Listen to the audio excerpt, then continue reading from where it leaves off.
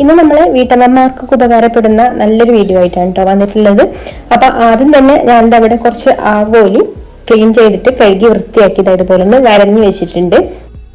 ഇനി ഈ ഒരു പാത്രത്തിലേക്ക് 1.5 ടീസ്പൂൺ ഇഞ്ചി വെളുത്തുള്ളി പേസ്റ്റ് ചേർത്ത് കൊടുക്കുന്നുണ്ട്.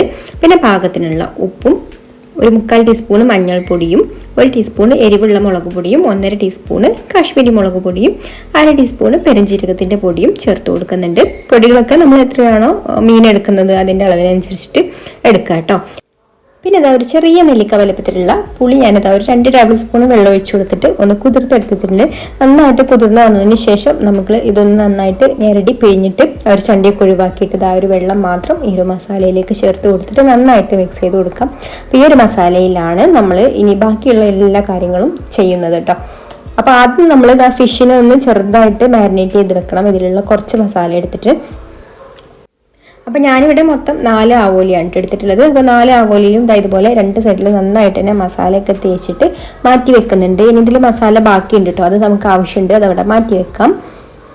അങ്ങനെ അതാ 4 മീനിലും നമ്മൾ പാകത്തിനൊക്കെ മസാലയൊക്കെ തേച്ച് വെച്ചിട്ടുണ്ട്. ഇനി ബാക്കി മസാല അവിടെ മാറ്റി വെച്ചിട്ടുണ്ട് കേട്ടോ. പിന്നെ നമുക്കതാ ഇതുപോലെ ഒരു ചെറിയുള്ളി ആവശ്യമുണ്ട്. ഒരു 25ഓളം ചെറിയുള്ളി എടുത്തിട്ടുണ്ട് കേട്ടോ ഞാൻ. അതൊന്ന് ചെറുതായിട്ട് അരിഞ്ഞെടുക്കണം. പിന്നെ അതാ നമ്മൾ പാൻ വെച്ച് കൊടുത്തിട്ട് അതിലേക്ക് വെളിച്ചെണ്ണ ഒഴിച്ചു കൊടുക്കുന്നുണ്ട്. വെളിച്ചെണ്ണ ഒഴിച്ചു കൊടുക്കുന്നത് മീനൊന്ന് ഫ്രൈ ചെയ്തെടുക്കാൻ വേണ്ടിയിട്ടാണ്. അപ്പോൾ മീനിന് നമ്മൾ ചൂടായിട്ടുള്ള വെളിച്ചെണ്ണയിൽ ഇട്ട് കൊടുത്തിട്ട് ഒന്ന് ഷാലോ ഫ്രൈ ചെയ്തെടുക്കുകയാണ്.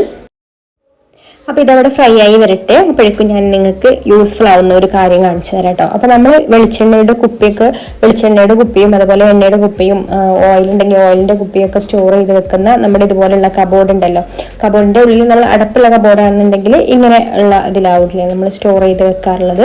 ഇപ്പോൾ പുറത്ത് വെക്കുന്നതാണെന്നുണ്ടെങ്കിൽ അങ്ങനെ. അപ്പോൾ നമ്മൾ ഈ ഒരു എണ്ണ വെക്കുന്ന സ്ഥലമൊക്കെ എപ്പോഴും വൃത്തികേടായിട്ടാണ് ഇരിക്കുക. ഞാനിതിൽ പേപ്പർ വിരിച്ചിട്ടുണ്ടായിരുന്നു കേട്ടോ. അപ്പോൾ നമ്മൾ പേപ്പറൊക്കെ വിരിച്ചു കൊടുക്കുകയാണെങ്കിൽ അത് ഇടയ്ക്കിടയ്ക്ക് ഇങ്ങനെ മാറ്റി കൊടുക്കണം. കാരണം എണ്ണക്കുപ്പിയിൽ നിന്ന് എന്തായാലും എണ്ണയൊക്കെ ആയിരിക്കുന്ന സ്ഥലത്തൊക്കെ ആവും. അപ്പോൾ അതിന് വേണ്ടിയിട്ടുള്ള നല്ലൊരു ടിപ്പാണ് ഈ ഒരു വീഡിയോയിൽ ഷെയർ ചെയ്യുന്നത്. അപ്പോൾ അതാ ഞാനിവിടെ ഇതുപോലൊരു പഴയ ടീഷർട്ട് എടുത്തിട്ടുണ്ട്.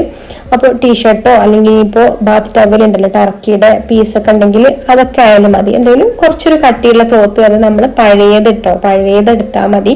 നമ്മൾ കളയാനുള്ളത് ഉണ്ടാവില്ലേ, നമ്മൾ എന്തായാലും കുട്ടികളുടെ ഡ്രസ്സൊക്കെ പഴയത് കളയാൻ വെച്ചിട്ടുണ്ടാവുമല്ലോ, അപ്പോൾ അതൊക്കെ എടുത്താലും മതി.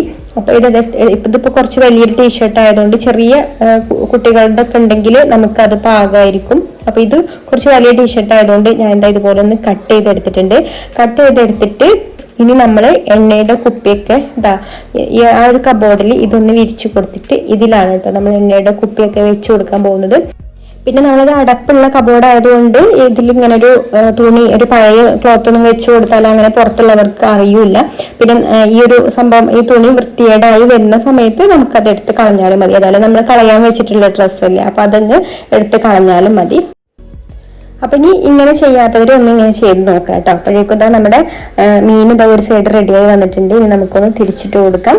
എന്നിട്ട് ഈ ഒരു സൈഡും കൂടെ റെഡിയായി വന്നിട്ട് നമുക്കിത് എടുത്ത് മാറ്റി വെക്കാം.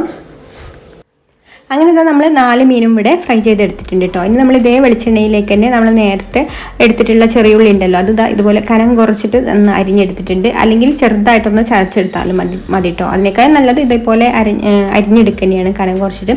അപ്പോൾ അത് ചേർത്ത് കൊടുത്തിട്ടുണ്ട്. പിന്നെ പാകത്തിലുള്ള ഉപ്പും കൂടി ചേർത്ത് കൊടുത്തിട്ട് നന്നായിട്ടൊന്ന് വഴറ്റി കൊടുക്കാം. ഈ ഒരു ഉള്ളിയിലേക്ക് വേണ്ട ഉപ്പ് മാത്രം ചേർത്ത് കൊടുത്താൽ മതി കേട്ടോ, ഉള്ളി ഒന്ന് പെട്ടെന്ന് വഴന്ന് കിട്ടാൻ വേണ്ടിയിട്ട്. ഉള്ളിയെല്ലാം ഇതുപോലെ നന്നായിട്ടൊന്ന് വഴന്ന് വന്നതിന് ശേഷം നമുക്കിതിലേക്ക് 1 ടീസ്പൂൺ ഇഞ്ചി വെളുത്തുള്ളി പേസ്റ്റ് ചേർത്ത് കൊടുത്തിട്ട് ഒന്ന് വഴറ്റി കൊടുക്കാം. പിന്നെ ഒരു തക്കാളി ഇതുപോലെ ചെറുതായിട്ട് അരിഞ്ഞതും, പിന്നെ പച്ചമുളക് അരിഞ്ഞതും, പച്ചമുളക് എരിവിന് ആവശ്യത്തിന് എടുക്കാം കേട്ടോ. അതും കറിവേപ്പിലയും കൂടി ചേർത്ത് കൊടുത്തിട്ട് തക്കാളി ഒന്ന് ഉടഞ്ഞു വരുന്നത് വരെ ഒന്നും കൂടെ വഴറ്റിയെടുക്കണം. പിന്നെ സവാള വേണമെങ്കിലും ചെറിയുള്ളിക്ക് പകരം എടുക്കാം കേട്ടോ, പക്ഷെ ചെറിയുള്ളിയാണ് ഏറ്റവും ടേസ്റ്റ് കിട്ടുക.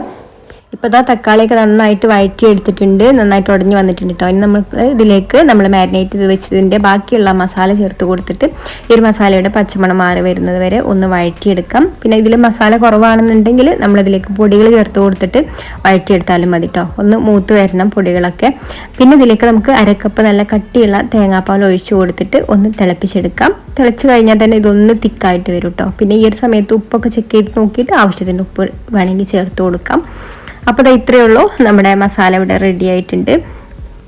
ഇനിയിപ്പോൾ ഞാനൊരു വാഴയിലയുടെ പീസ് ഒന്ന് വാട്ടിയെടുത്തിട്ട് അതിൻ്റെ താഴ്ഭാഗത്തായിട്ട് ഇതുപോലെ കുറച്ച് മസാല ഒന്ന് ഇതുപോലെ ഒന്ന് വെച്ച് കൊടുത്തു. ഇനി ഇതിൻ്റെ മുകളിലായിട്ട് നമ്മൾ പൊരിച്ച് വെച്ചിട്ടുള്ള മീൻ വെച്ച് കൊടുക്കുന്നുണ്ട്. എന്നിട്ട് മീനിൻ്റെ മുകളിലും നമ്മൾ മസാല ഇതുപോലെ ഒന്ന് എല്ലാ ഭാഗത്തും ആക്കി കൊടുക്കാം.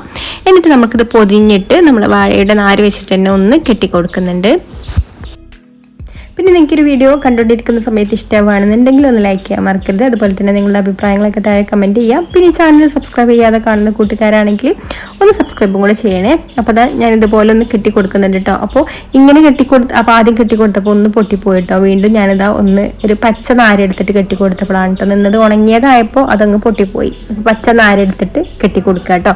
എന്നിട്ട് ഞാനിത് ഇതുപോലെ ഒരു കുറച്ചൊരു പഴയ തവയാണ്. അപ്പോൾ അത് വെച്ച് കൊടുത്തിട്ട് അതിൽ ഈ ഒരു വാഴയില കരിഞ്ഞു പോവാതിരിക്കാൻ വേണ്ടിയിട്ട് കുറച്ച് വെളിച്ചെണ്ണ ഒന്നിങ്ങനെ ആക്കി കൊടുത്തിട്ടുണ്ട്. അതിലേക്ക് നമ്മൾ 4 മീനും ഞാൻ അതേപോലെ തന്നെ മസാലയൊക്കെ വെച്ച് പൊതിഞ്ഞെടുത്തിട്ടുണ്ട് കേട്ടോ. അപ്പോൾ അതൊന്ന് വെച്ച് കൊടുത്തിട്ട് പൊള്ളിച്ചെടുക്കാം. നമ്മൾ ഇത് ഒരു സൈഡ് റെഡി ആയിട്ട് വരുമ്പോൾ വീണ്ടും മറിച്ചിട്ട് കൊടുക്കണം കേട്ടോ.